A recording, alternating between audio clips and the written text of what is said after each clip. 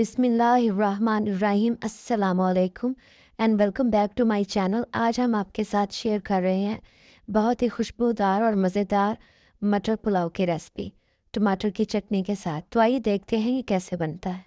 सबसे पहले हम पुलाव मसाला तैयार करेंगे। उसके लिए ग्राइंडर जार में 1 टेबलस्पून साबुत खुश्क धनिया, 1 टेबलस्पून सौंफ,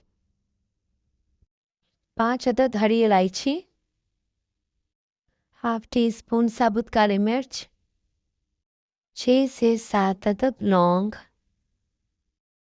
और 1 फूल जावित्री का भी शामिल करके अब हम इन मसालों को दरदरा सा ग्राइंड कर लेंगे। हमने इसका फाइन पाउडर नहीं बनाना। इन मसालों को ग्राइंड करके अब हम एक बाउल में निकाल के रख लेंगे। देखें, इस तरह से दरदरा सा होना चाहिए, फाइन पाउडर नहीं बनाना। अब इस खुशबूदार पुलाव मसाले को साइड पे रखेंगे और मटर पुलाव के लिए एक मज़ेदार सी टमाटर की चटनी तैयार करेंगे। उसके लिए मैंने 3 अदद टमाटरों को स्लाइस में काट लिया है, ग्राइंडर जग में शामिल करेंगे। आधा कप ताज़ा हरा धनिया भी चॉप करके शामिल करेंगे ताकि जब चटनी ग्राइंड हो तो इसमें इसकी डंडियाँ वगैरह नज़र ना आए, इसलिए काट के डालें। 3 अदद हरी मिर्चें भी डालेंगे, 1 टीस्पून नमक, 3 अदद लहसुन के जवे और 1 नींबू का रस डाल के अब हम इनको ग्राइंड करके इसकी चटनी बना लेंगे। लेकिन अगर ज़रूरत महसूस हो तो 2 से 3 टेबलस्पून पानी शामिल करेंगे। क्योंकि टमाटरों में भी काफ़ी पानी होता है, इसलिए ज़्यादा पानी शामिल नहीं करना, क्योंकि ये चटनी बहुत ज़्यादा पतली नहीं होती। बस ये कंसिस्टेंसी बिल्कुल ठीक है, ऐसी ही होनी चाहिए। ये चटनी मंदी राइस के साथ भी सर्व की जाती है, लेकिन ये पुलाव के साथ भी बहुत ही टेस्टी लगती है।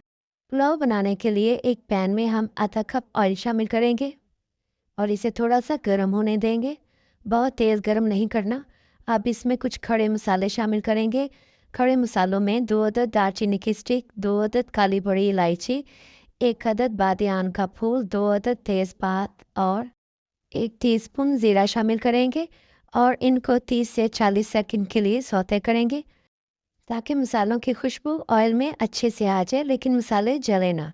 अब हम इसमें 1 अदद बड़े साइज़ का प्याज को स्लाइस करके डालेंगे या 2 अदद मीडियम प्याज ले लें और प्याज को मीडियम आंच पे 1.5 से 2 मिनट के लिए सौते करेंगे। हमने प्याज को ब्राउन नहीं करना, वरना पुलाव का कलर बहुत ही डार्क आएगा। बस प्याज को ट्रांसपेरेंट करना है। यहाँ प्याज को फ्राई होते हुए 1.5 से 2 मिनट हो गए हैं। अब हम इसमें 4 अदद स्लिट की हुई हरी मिर्चें डालेंगे, हाफ टेबल स्पून अदरक लहसुन का ताज़ा पेस्ट शामिल करेंगे और अब अदरक लहसुन और हरी मिर्चों को भी 1 से 2 मिनट के लिए भूनेंगे ताकि लहसुन का कच्चापन ख़त्म हो जाए। प्याज ब्राउन ना होने लगे या जलने ना पाए, इसके लिए 1 से 2 टेबल स्पून पानी शामिल करेंगे और फिर हम इसे 1 से 2 मिनट के लिए भूनेंगे। 2 मिनट के बाद हम इसमें 3 कप मटर शामिल करेंगे।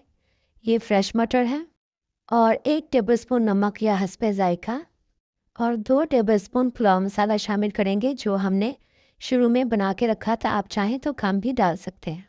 1 या 1.5 टेबलस्पून चावलों की मिकदार के हिसाब से अब हम मटरों को 4 से 5 मिनट के लिए अच्छे से भूनेंगे। यहाँ मटरों को भूनते हुए 5 मिनट हो गए हैं। अब हम इसमें मटरों को गलाने के लिए 1 कप पानी शामिल करेंगे और ढक के 4 से 5 मिनट के लिए लो टू मीडियम फ्लेम पे पकाएंगे ताकि मटर अच्छे से गल जाएं। 5 मिनट के बाद ढक्कन खोलेंगे और एक बार मिक्स करेंगे। अब चावलों की मिकदार के हिसाब से पानी शामिल करेंगे। मैं आधा किलो चावल ले रही हूँ, इसलिए उसी हिसाब से पानी शामिल किया है।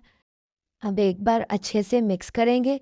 इस पॉइंट पे आप चावलों का नमक चेक कर सकते हैं।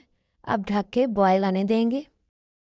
यहाँ पानी में अच्छे से बॉयल आ गया है। अब हम इसमें आधा किलो बासमती चावल, जिन्हें मैंने आधा घंटा पहले अच्छे से धो के भिगो दिया था, वो भी सारे शामिल कर देंगे और साथ ही 1 अदद नींबू का रस शामिल करेंगे और 1 टीस्पून केवड़ा वाटर शामिल करेंगे और हल्के हाथों से मिक्स करके अब तेज़ आंच पे ढक के चावलों का पानी खुश्क होने देंगे। अब ढक्कन खोलेंगे। चावलों का पानी मुकम्मल तौर पे खुश्क हो गया है। चम्मच नहीं चलाएंगे। अब 10 से 12 मिनट के लिए ढक के हल्की आंच पे दम देंगे। 12 मिनट के बाद दम खोलेंगे तो देखें माशाल्लाह से हमारा मज़ेदार सा खुशबूदार मटर पुलाव बन के तैयार है। माशाल्लाह से बहुत ही अच्छी खुशबू आ रही है। बहुत ही कम मसालों के साथ हमने इतना बेहतरीन मटर पुलाव बना के तैयार किया है। अब इसे थोड़ा-सा मिक्स करेंगे और 1 टेबलस्पून भर के देसी घी शामिल करके चूल्हा बंद कर देंगे और फिर से 5 मिनट के लिए दम पे रखेंगे। और माशाल्लाह से 5 मिनट के बाद हमारा मज़ेदार सा खुशबूदार मटर पुलाव सर्व करने के लिए रेडी है।